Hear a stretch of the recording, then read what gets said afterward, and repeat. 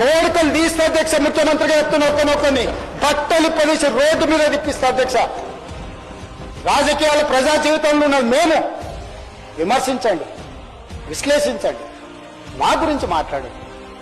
ఆడబిడ్డల గురించి, ఇంట్లో ఉన్న ఆడోళ్ళ గురించి మాట్లాడే సంస్కృతి ఎక్కడి నుంచి వచ్చింది అధ్యక్ష? తెలంగాణ సమాజం ఇదేనా? మీకు ఎంతమంది ఉన్నారో తెలియదు.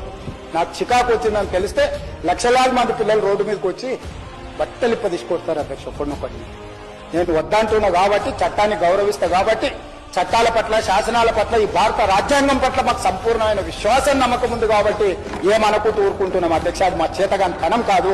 చంద్రశేఖరరావు గారు నీ పిల్లలకు చెప్పు, ఇది మంచిది కాదు, నువ్వు అనుకుంటున్నావేమో ఇట్లా ఏదో చేస్తే మానసికంగా కుంగదీసి దెబ్బతీసి రాజకీయంగా ప్రయోజనం పొందుదామని నువ్వేమో కలలుగా అంటే నువ్వు అనుకుంటున్నావేమో. అట్లా కుదరదు చంద్రశేఖరరావు.